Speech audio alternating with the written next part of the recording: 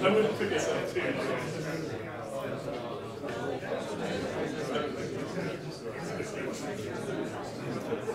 Yeah, no, that's the same great.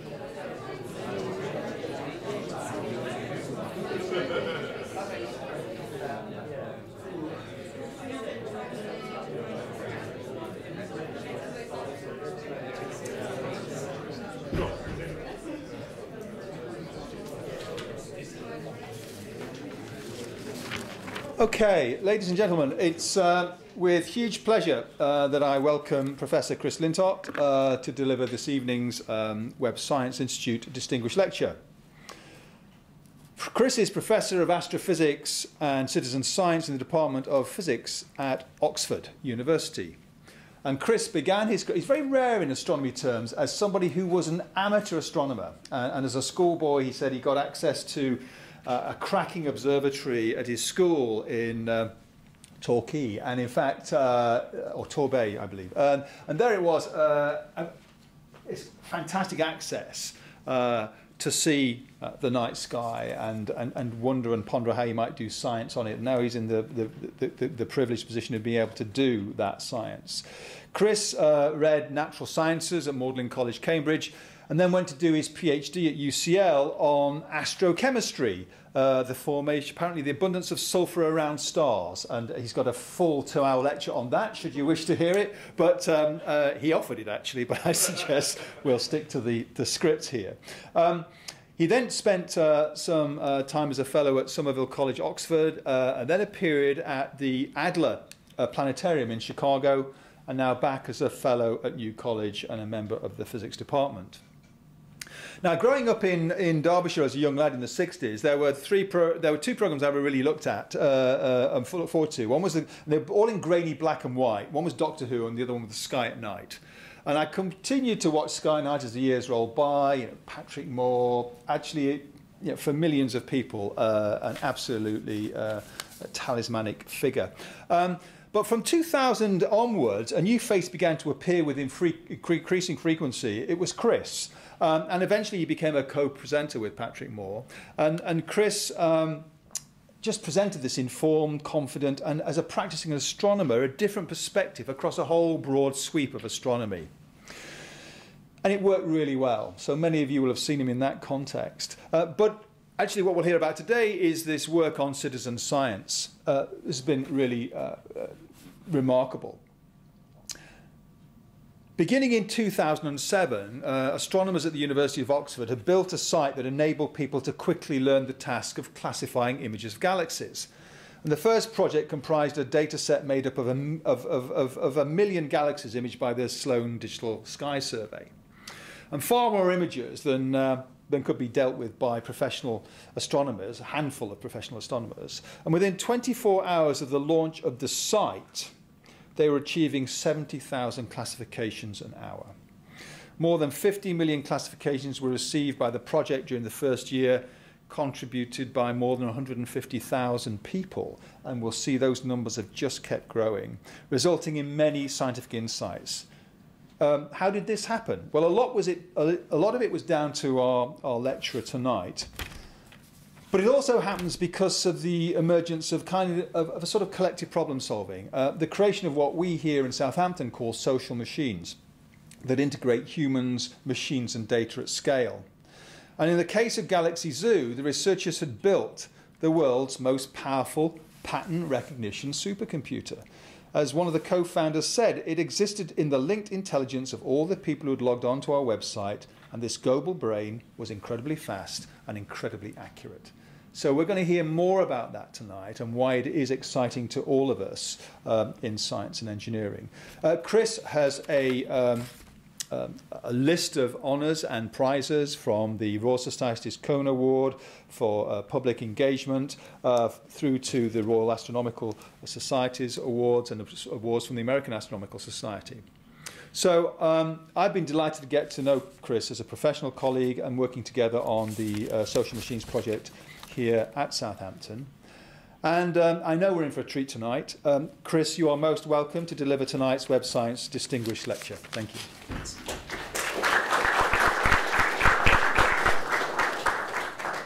Thanks, Nigel. It's a pleasure to be here. It's a pleasure to be in a place where people think that's the end of my lecture that's come up there. That's kind of interesting. Let's not skip there just yet. That's actually the wrong talk. That's interesting. Sorry about this. So this is a talk. This is a distinguished lecture about my ability to use technology in interesting ways. Sorry, 2 seconds. Normally I'd be trying to make jokes at this point, but I'm actually genuinely worried that my lecture's disappeared. There we are. They're all the same anyway, so it doesn't really matter. Good. Nigel, I'm glad you mentioned my amateur astronomy roots. I mean, there are colleagues who tell you I'm still a very amateur astronomer, but maybe you could judge that later. But really, as a kid, all I wanted from my engagement with astronomy was to make a discovery. That's what I thought science was. I thought that's how you made a career in science, was to find something. I particularly wanted to find a comet, because comets are named after the discoverer, and Comet Lintott has got an excellent ring to it. But, you know, an asteroid would have done, or pretty much anything, and I didn't really get very close. I remember one night I had, as well as the school telescope, I had a small 6-inch reflector which I used to plonk in front of my parents' house in a suburban cul-de-sac. And I remember one night I nudged it, and this star cluster came into view. And I consulted my atlas. This was before we had the internet at home. So for the younger members of the audience, an atlas is a book. A book is like the internet, except slower. Think like a really slow download speed. And this cluster wasn't in the atlas.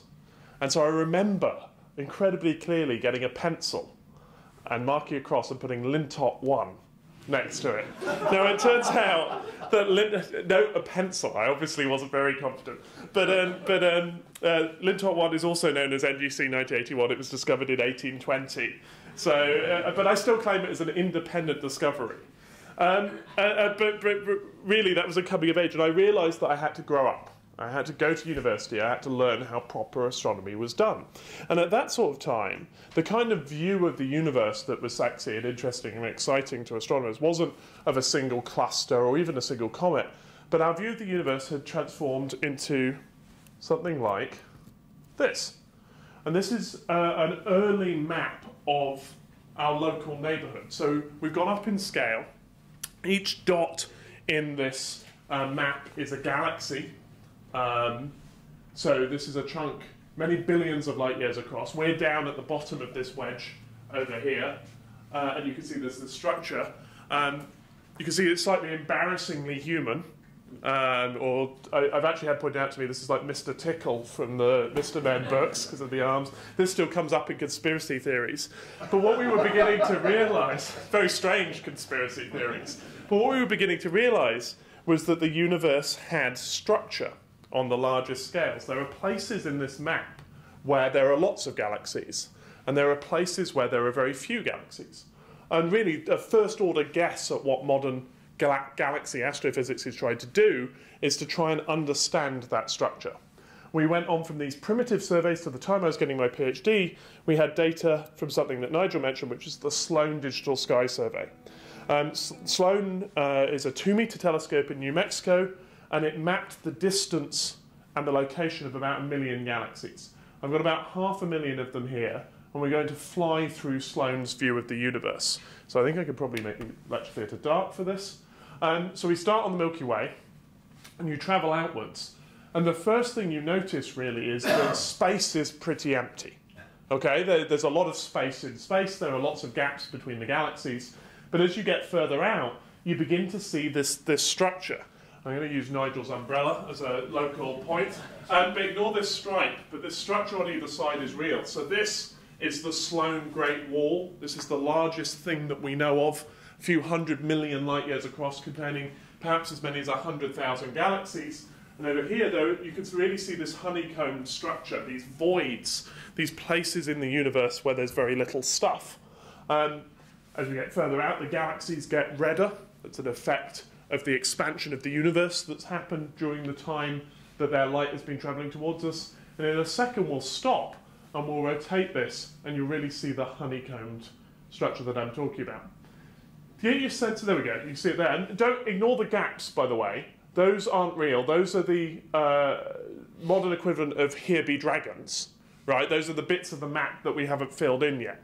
But the game we play is that you take that real universe and you compare it to this. This is a computerized universe run in a supercomputer. This one happens to be run in the big computer in Barcelona. And we prefer, as scientists, the computerized universe because it has physics that we understand, because we programmed it.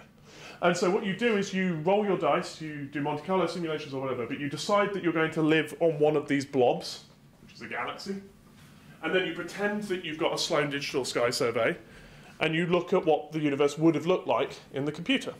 And then you can compare that to the real universe, and you typically do that by reducing this marvellous view of the universe that I've just shown you, that we've just flown through together, to a set of fairly boring single number statistics. So for example, we may decide that we're going to care about something the astronomers call a mass function. So this is just the logarithm of the mass of a galaxy. And this is how many of them there are. And the points here are data.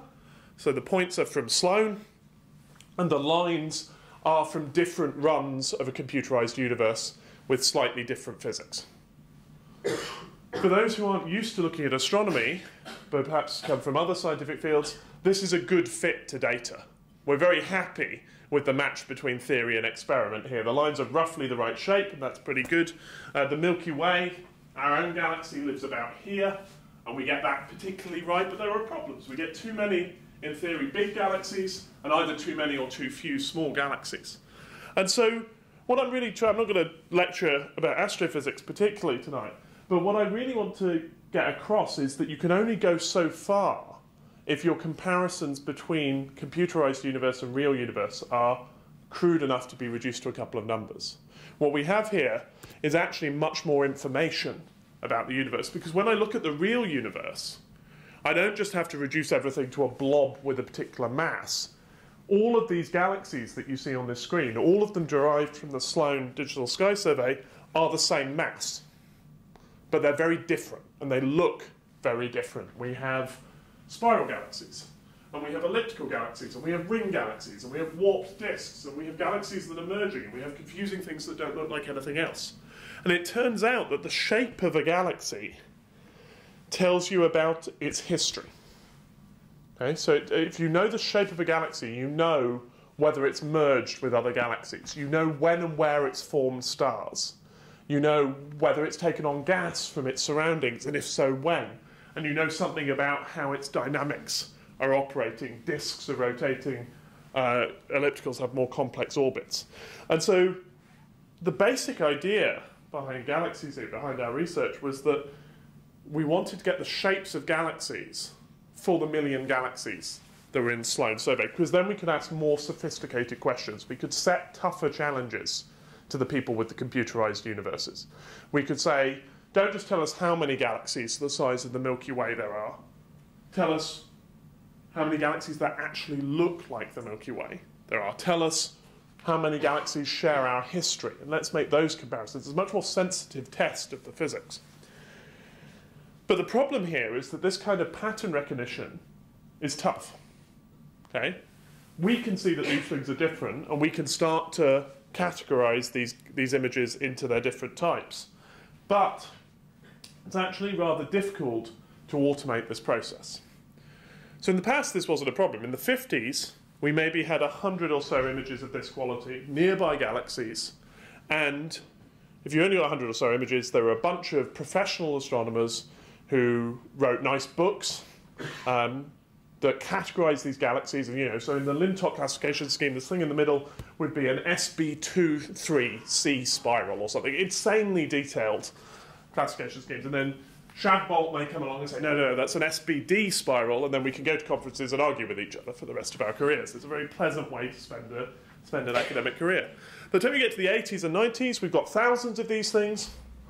The eminent professors made the sudden discovery that students can classify galaxies, and that actually this is a rather simple task, and so students would start their PhDs by slogging through these things.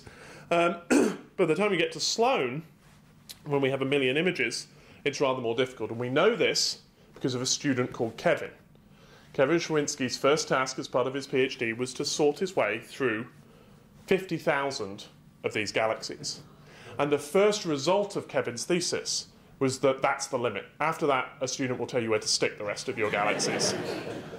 I'm translating, those weren't quite the words that he used. But the second result was he was genuinely better than standard and off-the-shelf and even quite advanced machine learning that was available at the time.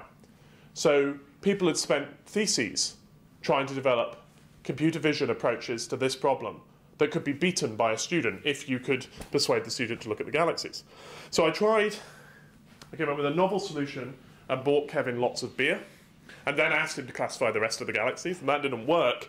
And so, inspired by ideas that were around at the time, we built this very simple website called Galaxy Zoo, which showed you a picture of a galaxy, and if you could recognize it, we asked whether it was an elliptical or a spiral. If it's a spiral, we want to know which way the arms were turning. We also had a button for a star and a button for a merger. That was it. This was essentially the site in its entirety. And the idea was that this would be a nice side project, that I would give a talk to an astronomical society, going back to my amateur roots every so often. Maybe I'd talk to 50 people, maybe they would go home and do 20 galaxies each. Maybe we'd do this once a month, and we did the figures. And in 2007, we worked out that by 2012, we'd had looked at all of these galaxies. And then we could come back to this problem and think about galaxy shapes again. But it turns out, as many of you in the room will know, that succeeding slowly on the internet is very difficult. Right? You can fail, or you succeed beyond your wildest dreams. And on the day that we launched, here's a clip from the BBC News website. You can see we're the second most emailed story. Scientists seek galaxy hunt help. We're ahead of garlic may cut cow flatulence, which is a climate change story. Highly recommended reading, but we're behind man flies to wedding a year early, which is clearly actual news. Later on in the same day, we were there. Scientists seek galaxy hunt help. We're now behind huge dog is reluctant media star, a story which, to my regret, I did not read. So I can't tell you what that's about. But the result on our side was this. This is the response from the first 2 days of Galaxy Zoo. So to give you some context, this was the largest published classification. 3 Japanese astronomers looked at 3,000 and a few galaxies each, so nearly 10,000 classifications. The unit of galaxy classification is the Kevin week. I always like it when an audience laughs at that joke. I think you're my people, so there'll be more of that. So yeah, the Kevin week is 50,000 classifications, and so we were doing a Kevin week per hour of classifications. This, incidentally, for anyone who's systems oriented in the room, is the point where the server went offline.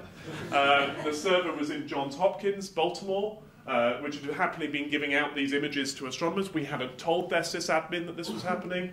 Remember, we did not expect this. This was 4 a.m. local time. And to this day, I don't understand, but the guy's response was to put us back online with a new server that he happened to have ready to go. And thanks to that act of altruism, possibly suicidal altruism, we got this spike and we got away with it. And Galaxy Zoo went from strength to strength and has now received more than 350 million classifications of galaxies. And you shouldn't be impressed yet. People at the back going, we weren't, but that's fine. 350 million classifications is good, but what the other piece of information you need is that the classifications are good. Because we have lots of people look at each galaxy, we can reliably sort galaxies into these different categories, and we can do so with an accuracy that not only beats the neural networks that we have to hand and the machine learning that we have to hand, but collectively the crowd beat Kevin. Right? So if you have enough inexpert classifiers, you can always do better than a single expert classifier. Because poor Kevin did 50,000 in a week. He was distractible, tired, and irritable, right? And he wasn't going to hang around to pay close attention. So not only did the crowd perform better than an expert, but we have more information now about these classifications. Because for each of these galaxies, yes, I can now tell you that this is an elliptical, but I can also tell you that 10 out of 10 people said it was. Whereas maybe this spiral here, and it is a spiral, only 7 out of 10 people said that was a spiral. And so suddenly I've got not only a classification, but I've got an estimate of accuracy as well. The vote fraction is related to the probability that that classification is right. And so we now have not only a classified data set, we have some quantitative numbers that we can actually use to interrogate it. And we went on, and we started off with these simple categories because we wanted to do the simplest thing that worked. But Galaxy Zoo, if you go there now, has a complex decision tree that still requires no knowledge of what a galaxy is. You could do the original Galaxy, you could take part in Galaxy Zoo now without actually understanding what a galaxy is, but which asks questions like, how many spiral arms can you see? Is there a bar at the centre of the galaxy? How prominent is the bulge? Because each of these little measures of shape tell you something different about the galaxy's history. But it's not really enough to just say we've got these galaxies classified. If we'd built a supercomputer, if we'd written a new algorithm to do this task, we'd have to do a series of tests. You take your training data and you establish the performance of your algorithm in a series of tests. I'll come back to treating the people as people at the end of the talk, but for now, just think of galaxies as a black box that magically classifies galaxies. We need to test the performance of that black box, despite the fact it's got people in it. And so we were looking for ways to do that. And one of the first things we hit on, which was through a colleague called Kate Land, who was a cosmologist, interested in the universe as a whole. And she persuaded me to add in this extra question about the direction of galaxy spin. So if you remember the interface, we were distinguishing between galaxies like this that rotate clockwise. The direction of the arms tells you about rotation direction in most cases. So this galaxy is spinning clockwise, and this galaxy is spinning anti-clockwise. And the reason we added this was that there was a paper by a guy called Michael Longo from the University of Michigan. It's a retired particle physicist. And if we've learnt one thing from Brian Cox's dabbling in astronomy, you should never trust particle physicists when they start talking about the cosmos. I've forgotten this is live streamed. I don't mean it, Brian, I'm sorry. I'm sure he's watching. Anyway, Michael Longo looked at 3,000 spiral galaxies from Sloan, and he said he saw more anti-clockwise spirals than clockwise spirals. More of the things at the bottom than things at the top. And this is a result that makes no sense. Sloan covers a quarter of the sky, which means if this result is true, and Longo saw this result right across the survey, so if this was true, bits of the universe that haven't been in communication since the first seconds after the Big Bang must have somehow conspired to decide on a preferred direction for their galaxies to rotate in. Worse than that, this result depends on where in the universe you are. If we flew to the other side of these galaxies and looked back, we'd see more clockwise spirals than anti-clockwise. And our fundamental assumption in cosmology is that your position of in the universe shouldn't matter when you observe it. This is so fundamental, we call it a principle. It's the Copernican Principle, and we call it principle so that we hope that no one ever asks us to prove it.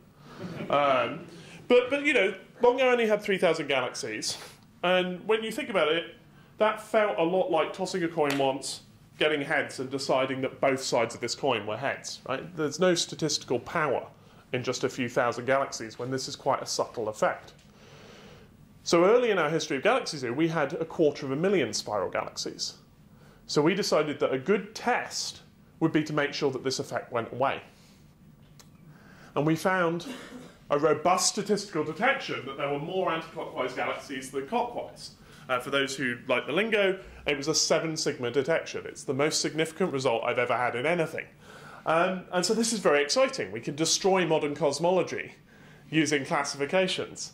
And we started talking to theorists. And normally, I don't know if any of you are theorists or have friends who are theorists in astronomy, but if you talk to theorists, the almost universal response to any new observation is that they all wrote papers on it in the 70s and didn't publish them, but they've all already considered this. This flummoxed people. People started talking about universal magnetic fields.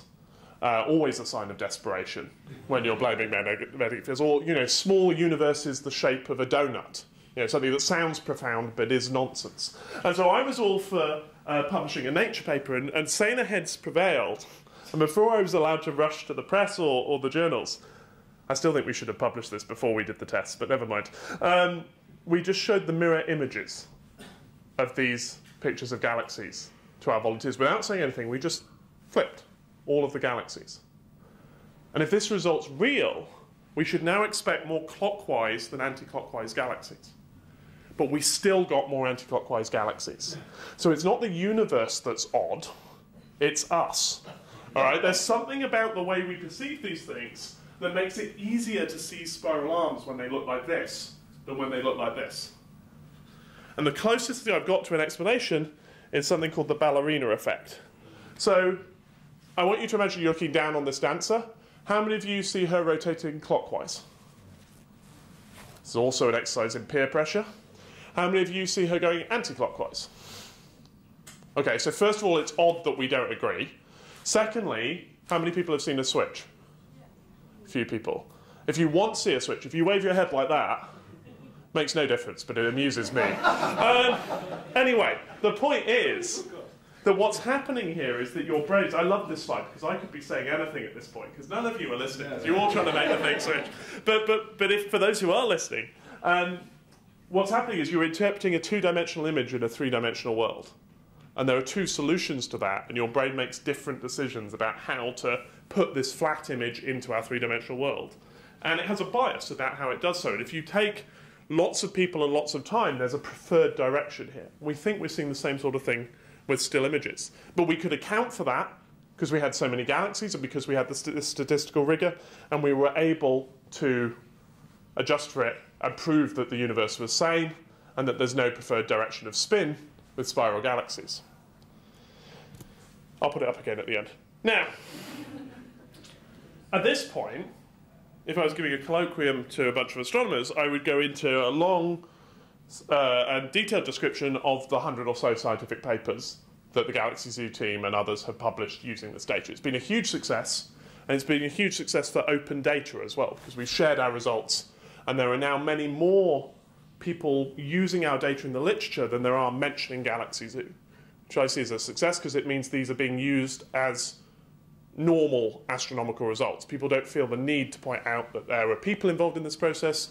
They don't talk about it as citizen science. They're just saying that people have, we've got classifications of these galaxies that we can use.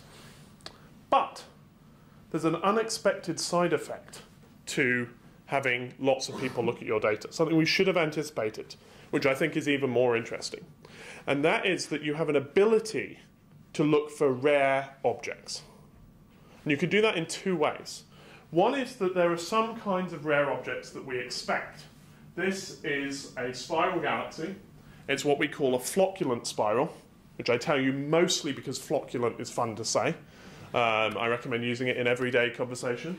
It means cloud-like, so flocculent. But there's something else that's unusual about the spiral, and that is that most galaxies that are spiral like the Milky Way have a bulge of old stars at the centre.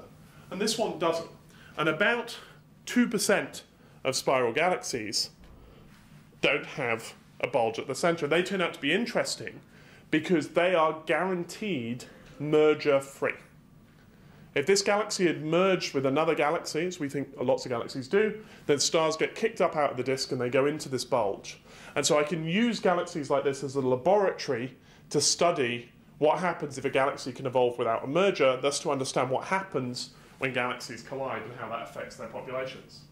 But that's boring. This is predictable rareness, right? We knew these things existed, so we designed a decision tree that allowed us to find the rare but expected objects. I'll come back to that in a bit.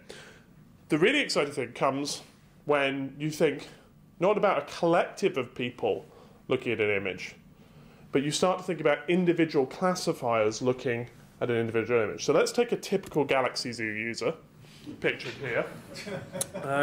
Actually, he's not typical. This is Brian May. He's a postdoc at Imperial College. He finished his PhD in 2007 after getting distracted by a 30-year rock career. My message to students is it's fine to take a 30-year break from your PhD if you end up playing on top of Buckingham Palace, but only then. Anyway, the reason Brian's there is that he got interested in, came back to finish his PhD around the time we were starting Galaxy Zoo.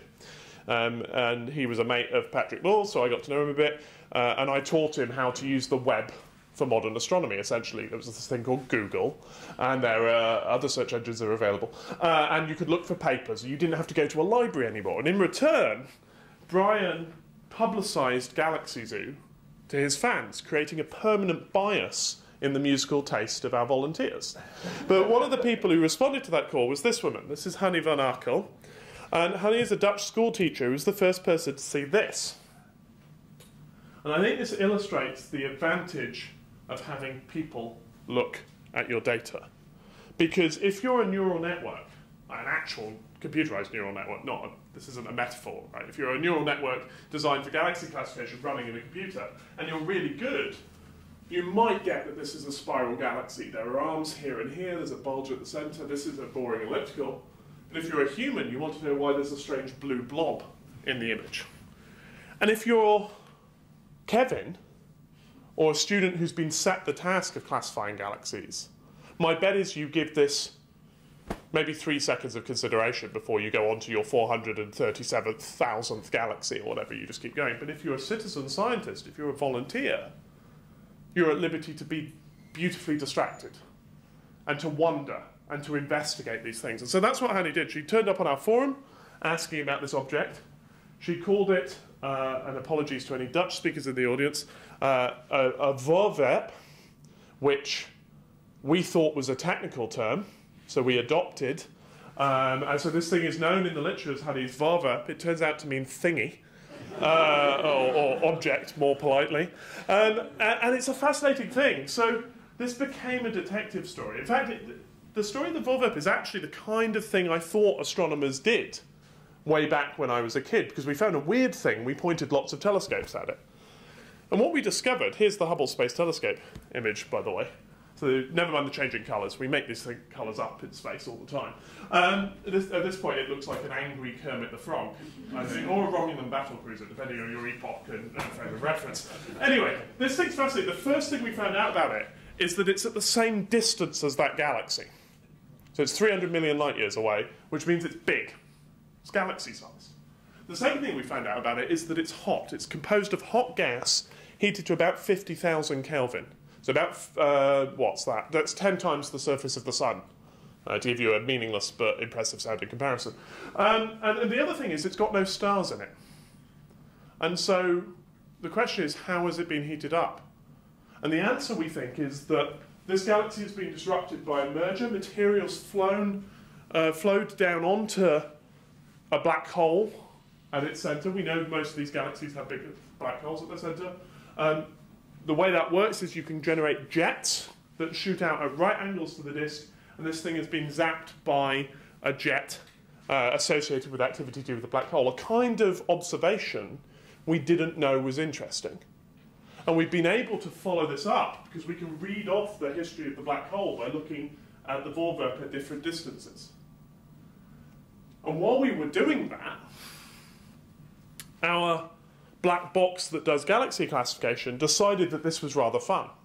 Honey got to fly to Seattle and meet some astronomers. She came to the conference of the American Astronomical Society and had a great time being essentially a celebrity with all of these eminent professors going, "Are you the Hanny van Arkel?" It was wonderful. And so the other volunteers wanted to find these things themselves, so they self-organised into a search for these things. And we now have a collection of what they call voorwerpjes, which is the diminutive of voorwerp. And it's still the only Dutch I have. So each green patch here, these are recently released Hubble Space Telescope images of gas clouds that have been zapped by jets associated with black hole activity in a whole series of galaxies. And so we've somehow built a system that not only does the classifications we ask it to, that not only finds the rare objects we expect, and that not only does serendipitous discovery of unusual objects, but then organises itself to follow up and find new categories of object. And we've seen this happen again and again and again. And it's a very powerful way of doing interesting science, despite the fact that we started off overwhelmed by 1 million images that we didn't know how to process. I think this is the real power of citizen science. Yes, it's about scalability, but it's also about this serendipitous discovery. And it's been great fun to follow along as this has happened. And it's great fun to show you these today because it's 25 years today since the Hubble Space Telescope was launched. And to be able to email volunteers and say, that thing you discovered, we're pointing the most famous telescope that's ever been built at it, and here's the image, has been great fun. But that raises another question, I think, because it's fun for me. I get excited about this stuff. I'm an astronomer because I get excited about this stuff. What do our volunteers want out of these projects? So we started to ask them, and these are the results from an early survey that we did. These are the primary motivations people gave for taking part in Galaxy Zoo. And what was fascinating to me was that only about 12% of them said that they took part in this project because they were interested in astronomy. These weren't the amateur astronomers we thought we were looking at. Mind you, 8% of people said they took part in this project because they liked thinking about the vastness of the universe. which is something I recommend every morning, by the way. It helps deal with email. I mean, not in a practical sense. It helps with the emotional thing of my inbox is busy. Never mind. Only 10% wanted to make a discovery. So that's me at the age of 12. And only 9% of people thought the images are beautiful. Most of these galaxies are scraggly and scrawny things. Not that impressive. But 40%, by far and away the most stated reason, and this is the primary reason, but 68% of people said that this was one of their top 2 motivations, was they just wanted to make a contribution to science. They just wanted to help. And so we began to wonder whether this was something that was special about Galaxy Zoo. And we also knew that there is a lot of attention available out there on the internet. And this is a talk at the Web Science Institute, so I presume it's compulsory that I show a Clay Shirky slide. So here's my Clay Shirky slide. You know, this won't be news to anyone, but you know, people used to spend a lot of time watching television, and that 200 billion hours a year spent watching TV by US adults, 100 million hours to create Wikipedia to the state it was in 2010.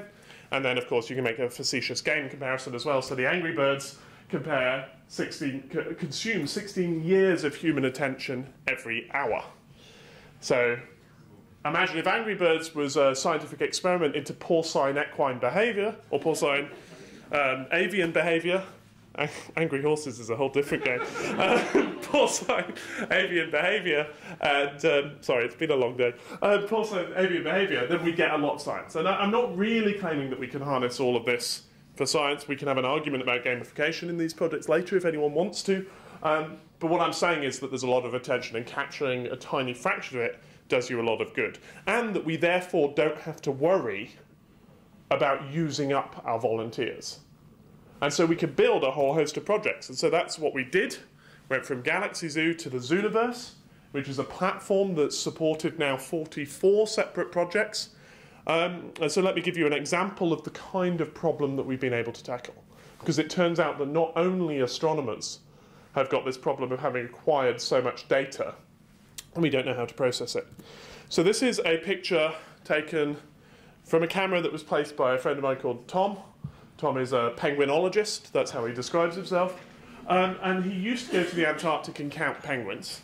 And now he goes to the Antarctic, actually hitches lifts on cruise ships, places cameras that last a year, and then he comes back, gathers the data, and brings back something like 1 to 10 million images a year to his lab. And then he needs to know how many penguins are in all the images. So we're going to do this together.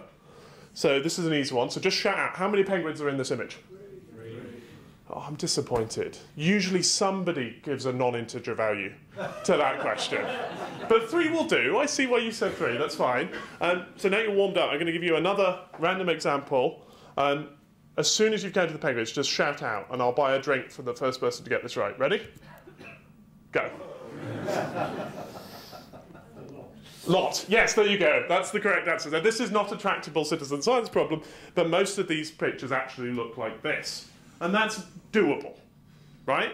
Again, it's a place where these are black and white birds camouflage with their environment. Machine learning doesn't kick it, but if you had a large enough training set, it might. But for now, we're going to count these things. And so we built them a site.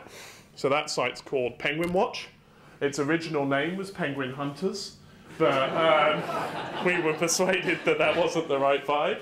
And, you know, it does what it says on the tin. But what's exciting about this, I think, is not...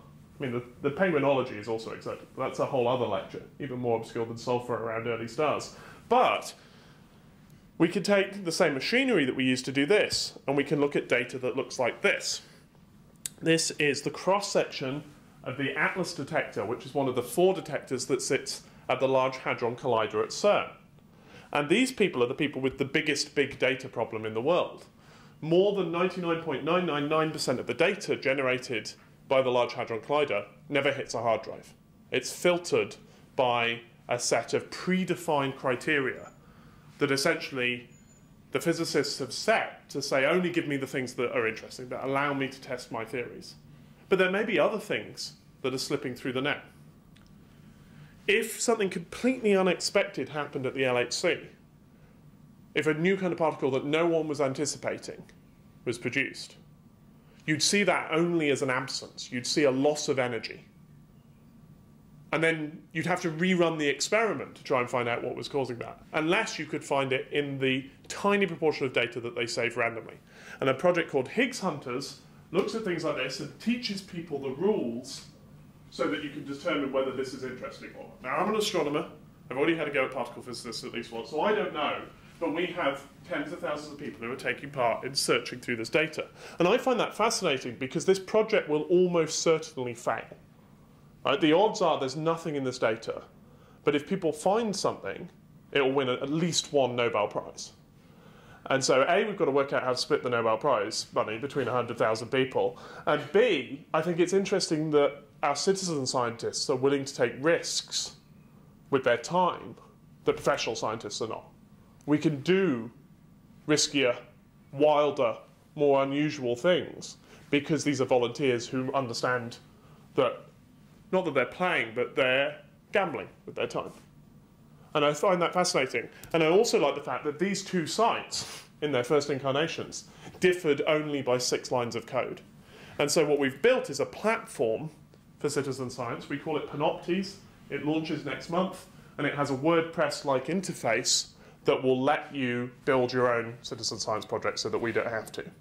And then we become, rather than the builders of these projects, we become, I don't like the analogy, but it's the best I've got, the equivalent of Apple. So you submit your app, we'll review the projects and decide who gets to market to our community.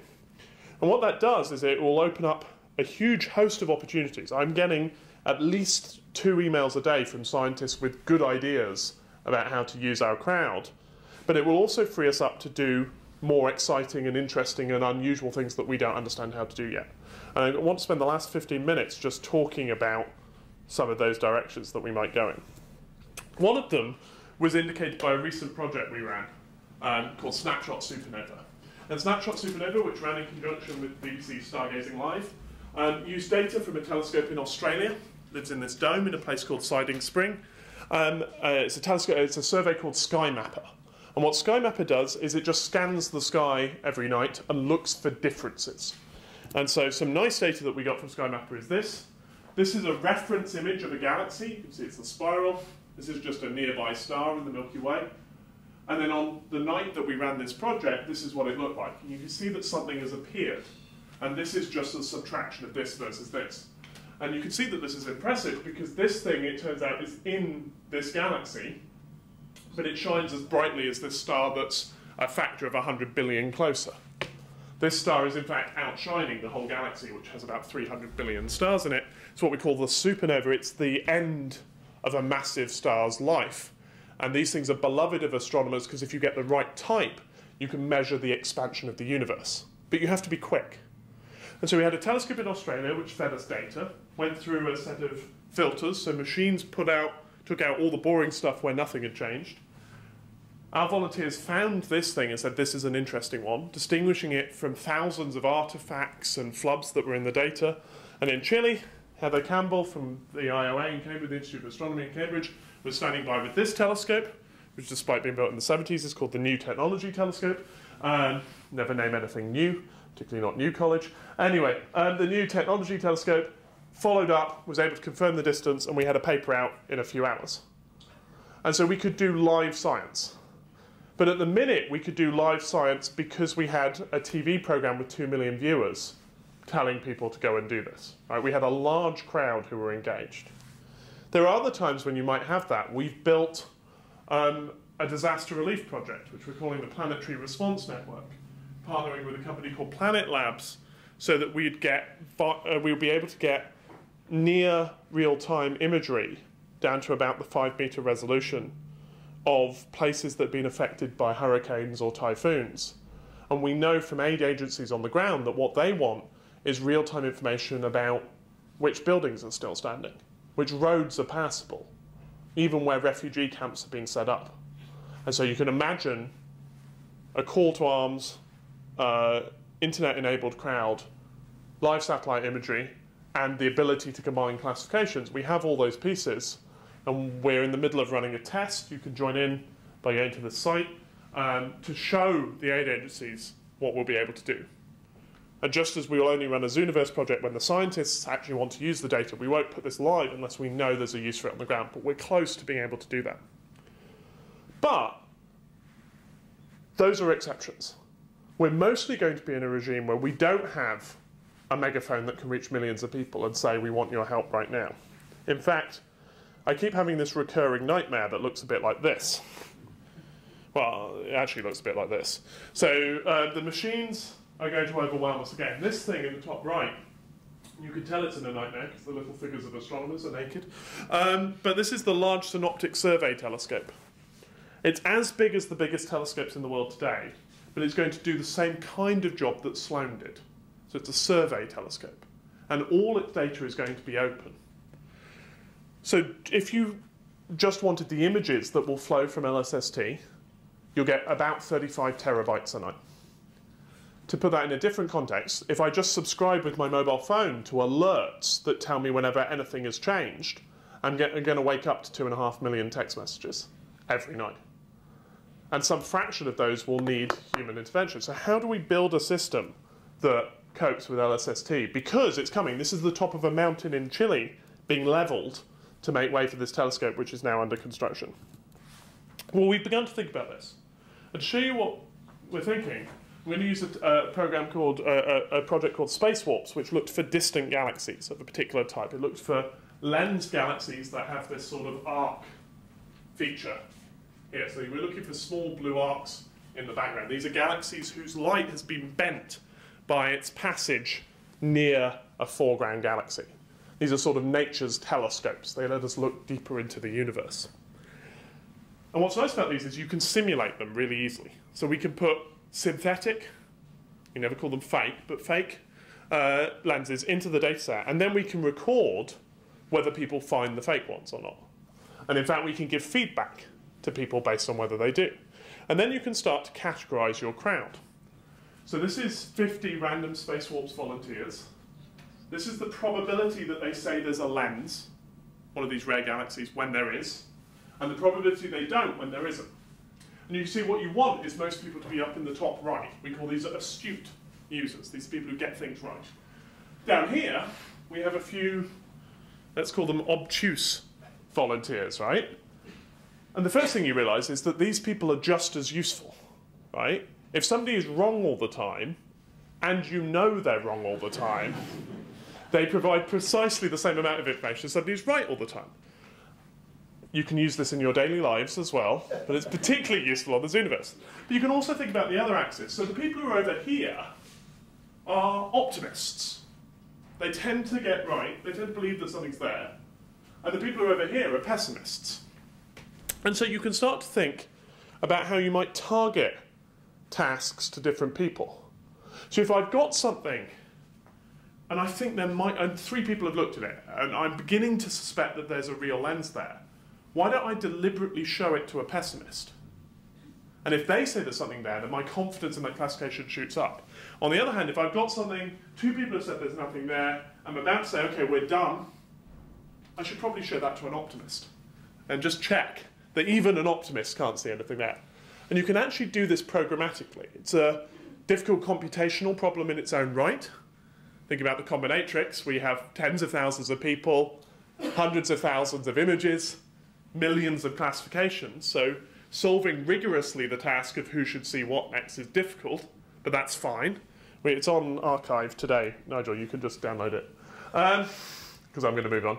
And when you do that, we've done experiments that show you that when this is the kind of slide the speaker shows because he's proud of it and it doesn't really convey much information, so I'm sorry. But what this is really showing is that if you do that, if you start to pay attention to who should show what, at least the cases where you have, this is the number of things each person has done, in cases where people have done lots, so your understanding of how good they are is good, then optimizing for that, the blue line beats randomized assignment, the red line. And that gap is an efficiency factor. So we can increase, for a typical problem in the Zooniverse, we can get the same results out with 1/10 as many classifications. That's a factor of 10 increase in speed, which when you're doing live data really matters. And more to the point, once I've started to build this system, I can get carried away and say, okay, I'm now deciding which humans should see which thing. I can add in not just humans, but I can add a robot in and decide programmatically whether to have an image classified by a computer or a person. And so we have this nice synergy. Can't believe I said that, sorry. Connection between machines and humans that works very well, except that there's a problem. I just want to end by talking about the problem with machines, and I'm going to talk about the problem with people. So the problem with machines was illustrated to me by a recent competition. This is another slide that's just meant to distract you, but also to point to this reference. So people who actually know about computer vision, go read this paper. This was the result of a competition we ran. So we offered a $10,000 prize via a service called Kaggle to anyone who could write a machine learning program, use a computer vision techniques to match what the Galaxy Zoo volunteers had done. And we gave people 200,000 examples of Galaxy Zoo, classified galaxies. We gave them the results. And the universal response that we got back was that was not enough. Right? That a training set composed of 200,000 examples for modern machine learning is actually rather small. And that the big advances in machine learning that we've seen, I'm speaking very generally, but over the last 10 years, have been driven partly by clever use of techniques, but mostly by the availability of very large training sets. And the person who won, it's interesting, the top 10 people in this competition all used the same standard off-the-shelf technique, which you can read about in this paper, but the person who won realized that you could make more training data. So he realized that you could rotate the image of the galaxy or chop it into chunks and your answer would still be the same. And so he managed to multiply his training data by a factor of 20. And so he had a larger training set than anyone else, and so he won. So that's fine if you're doing galaxy classification. But if you want to find the rare things, there are plenty of examples in astronomy and elsewhere where we're never going to have a training set large enough to train machines effectively. And I've started to call this the Zorilla Problem. So this is a Zorilla. Hands up if you knew what a Zorilla was before today. It lives in the Serengeti. It's one person. No one has ever put their hand up. Well done. I will ask you later why. Anyway, the Zorilla is we have a project called Snapshots Serengeti that gets people to classify motion-sensitive camera images like this one. And there are 50 species, ranging from elephants to zorillas in terms of their familiarity. And people were interested in zorillas. And it turns out that in the 7 million images we processed to date, this is the only image of a zorilla. So I'm willing to bet you that if I carpet the Serengeti with motion-sensitive cameras, I am never going to produce a large enough training set of zorillas to make this a tractable machine learning problem. And so if I care about the predictable but rare, the bulgeless galaxies, as well as the zorillas, we're going to have to include both humans and machines. And we're going to have to use the machines to filter the obvious so that we can direct our human attention to the unusual, the unexpected, and the serendipitous. So that's the problem with machines. But the problem with humans is interesting. This is one classifier on our SuperNova project. All you really need to know is that this blue line being high up is good, right? That's good performance. You can say, and this is time. You can see that this person wobbles about a bit at the beginning and then settles down to be a particularly good classifier, and then something happens. And then they're bad and they get worse and then they recover, like so. This is weird, right? Computer algorithms don't do this. They don't suddenly change in performance. And who knows what happened at this point? You can think of hypotheses easily. Maybe this person got drunk. Maybe that is a Friday night, by the way.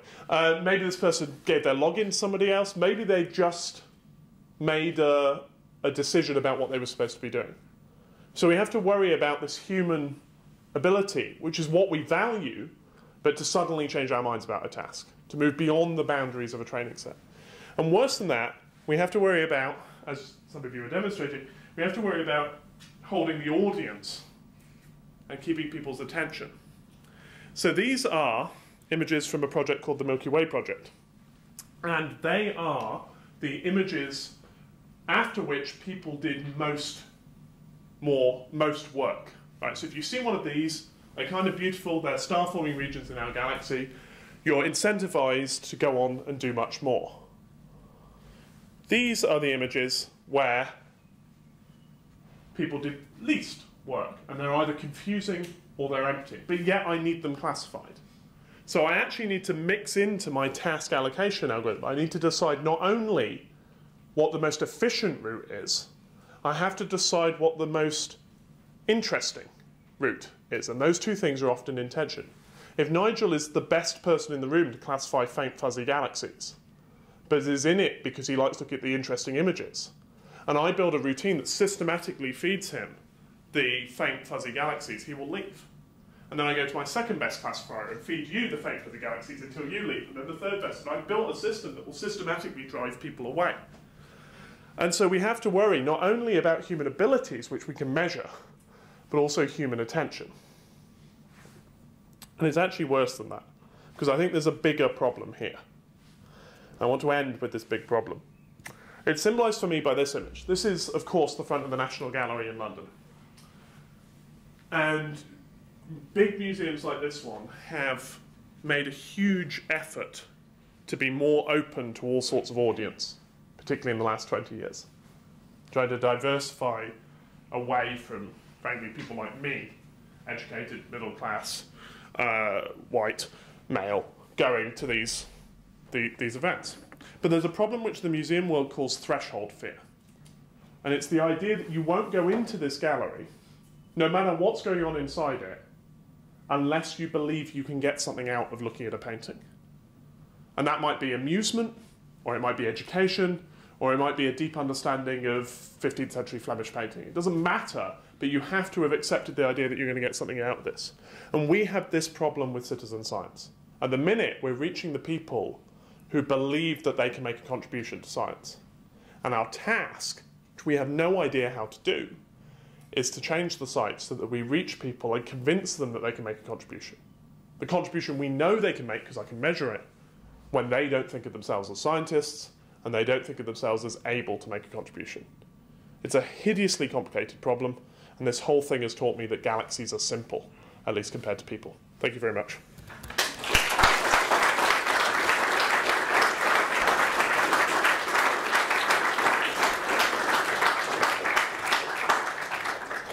So much. We started a little late, but we would like to take some questions, I think, from the audience. Any of you want to leave, of course, do feel free. Questions to Chris. Fascinating talk. I'm sure there are some. Yes. Yeah. Do you find that the people that respond to this, the people that contribute, are uniformly spread around the land masses of the globe, or are they centred in certain areas? Yeah, I've got that slide somewhere. It's not in this talk. It's about a third British, a third US, and a third elsewhere. I think that's mostly a function of two things. One is publicity. That's where our media has been. And we've discovered recently, we started crowdsourcing translations for these sites. And where we, for example, we translated sites early into Polish, and 10% of our classifications come from Poland. So I think we're working hard to try and diversify that way. The other is technology. So at the minute, these are built for the web, not mobile. They're served from a data center, Amazon data center in Virginia, so they're very slow in Asia. And we need to look at what infrastructures we should build for a more diverse audience. We've got a project coming up with Moorfields Eye Hospital, looking at, they've built an app that allows you to use a mobile phone to take a scan of a retina. And at the minute, these are piped back to Moorfields and looked at by expert doctors who are overwhelmed by the amount of data they're getting. So we're going to literally do triage.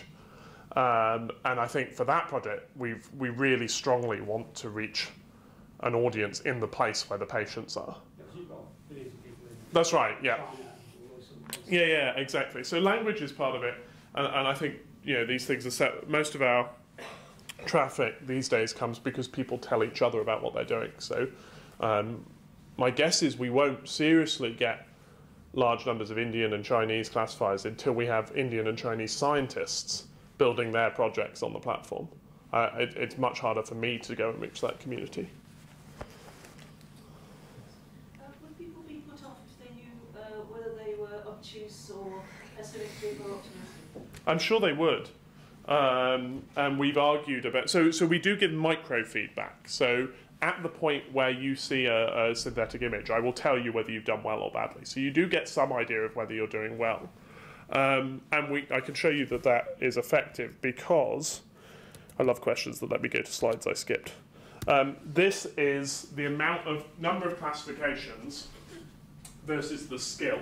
And skill here, in a rather technical sense, is the estimated information we'd expect from a classifier if we gave them a random image.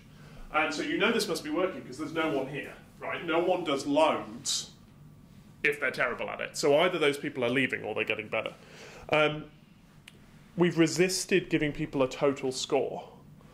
And I think that's for two reasons. One is that as soon as people think they're being measured in that way, we see performance drop. So where we've tried that, people get a lot more cautious. And people's confidence, this is another rule that applies not just in citizen science but in the world, people's confidence doesn't correlate with their ability. So you don't want people thinking about how confident they are. I just want people to guess and I'll deal with the data later. But the second reason is more subtle, which is where we've done full-on gamification. You know, you have a rank based on your contribution to the project. When we've talked to those people and when we've done studies of people who've participated in those projects, they start to use words like stressful. And they say, you know, I was motivated by improving my score, but it felt like work. Or I was worried about it. And given that my non-too-subtle other goal is to get... Sorry, you triggered another bit of the lecture that I skipped. But my non-too-subtle other goal is to change people's minds about whether they can do science. I don't want to put them in a situation in which they feel stressed and worried. My guess is the people who are hostile to science were put off by exams at school. And so we're deliberately staying as far from that as we can. How that works when we start to systematically change people's experience based on their score, I don't know. Because if you're going to notice if I start giving you lots of training examples. I spent some of yesterday arguing about how we might message that. As companies have found, it's a minefield. What other demographic data you collect? So, is there a particular age group, particular socioeconomic status, etc.? Yeah. So we don't collect. At the point of registration, we don't collect very much because I just want people to take part. But we've done large surveys. So with the caveat that this is all filtered by the type of people who will also respond to our survey, we find it's remarkably flat with age. So we have people of all ages on the platform. Different projects skew different ways. Penguin Hunters has a lot of kids with their family. I spoke to somebody yesterday who has their 3-year-old son is classifying penguins happily. We have a lunar project which is older because of people who remember Apollo and so on. Whenever I say that, 3 people in the audience always go, the idea that makes you old, but it's true. Anyway, yeah, that's the reaction. But the age is flat. The audience is educated about the difference. I think 10%. I can't remember the raw number, but whatever, like 10% more of them have a degree than the general population, so you can work backwards. For most projects, they're male, sort of at the 60 to 70% level. But interestingly, the women we do have do much more of the work. And much more of the talking, so you have both stereotypes. And what I think is happening there is that we're getting the people who are confident about their scientific ability from both genders, but we're also getting more sort of randomly browsing men who are likely to give it a go. And we've started to talk about how we might fix that. So that's what we know. But it's interesting. I particularly want to look at whether the demographics filter for different projects, because we now got 40 projects, so some of these things should be different, and then we can discover what we're doing right and wrong. Les, and then I think we've got 3 more questions. I just wanted to sort of continue that theme then. What kind of churn or stickiness have you seen in the community?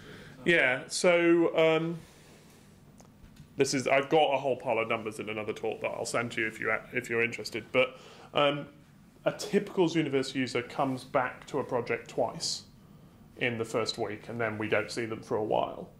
But then we find that whenever we launch a new project, people go back to their old projects. So more than half of our registered users have classified in the last year, which for a project that's been around 7 or 8 years, I think is kind of remarkable. But it's definitely, people have periods in which they're into a particular project and then they go, we had this dream to begin with that we'd be able to convince people that they were just citizen scientists, and then we'd say, right, today it's Venus, and then we're doing penguins next week, and then we've all got to get going on gravitational lenses because we've got a conference coming out. That doesn't work. People are attached to their project, and they'll go and try a new one, but then they typically come back to their project. And that's something we want to work on. I think one of the things that will be interesting with Penalties, with the new infrastructure, is we're going to see an awful lot more small projects. Because at the minute, if you came to me with 10,000 images, before now I would have told you to go away because you could classify them faster than my web developers could build a project. But it now takes half an hour to build a Zooniverse project. And so I think we'll see lots of projects that appear and exist only for a few hours. And I think it'll be really interesting to see whether we get a community of people who are into that. And it's Saturday, so I'll take part in a project and then it'll be gone. Or whether that they will still develop their own communities who never come back. Okay, take just the last 3 questions, Mark. The question was exactly about that. If you fear a trend that the community rather starts inventing new projects that can aspire a Nobel Prize than contributing to the existing ones, right? Do you fear that this probably breaks the curiosity for the project that are there? I think we'll see. I think we are experimentally trying to find out how many projects are too many. But I think a more interesting thing is that I don't like the App Store model, right? I don't like being the arbiter of what the community gets to spend its time on, but I don't think I think you could draw all sorts of analogies with crowdfunding sites, and I don't think a pure vote will get the community what they want, because people taking part want to make a real contribution to science. So somehow we have to assess whether that's a real scientific project and whether the people behind it have the chops to write the paper, if that's what it boils down to. And so there's a lot being negotiated around that sort of who controls access to the community. And for now, we're doing the conservative thing, and then we want to see what happens next. Okay, 2 final questions. I saw, yes. Very similar to what you raised there. How closely protective of this are you, and on what ethical ground have you got to turn down projects? Yeah, so this is all still a discussion because we're in, as is obvious, I hope, we're in this changing world. But I think our charge. So at the minute we think anyone could use the system to build their own project which they can run with their own crowd, and we'll be liberal about that. However, if you want access to the Zooniverse community, I think we see ourselves as a kite mark, right? So there should be a guarantee that if you spend your time on a Zooniverse project, that it will be useful to scientists. And there are all sorts of interesting debates about what that means, but for now, formal publication in the discipline that you're working in, and we spend a lot of our time making sure that that can happen. And it's an open question whether the community care about that guarantee as much as I do, but we will find out. And the final question was, yes. Have you ever had astronomical entity named after you? No. Well, there's Lintott 1, right? Because actually, no, that's not true. I've now got an asteroid. Somebody named an asteroid after me. So asteroid 4539, which is a very boring asteroid in the main belt, is Lintott. But it's not the same. It turns out it's the discovery that I wanted, not just the naming. That said, if there are any chemists in the room, Lintottium sounds like an excellent name for an element, and I'll take that as well. Thanks for the question. And I'm after an exponential law in computing. If you're going to find a law, I'll take it. Okay, on that bombshell. Once more, could we just thank Chris for a great name?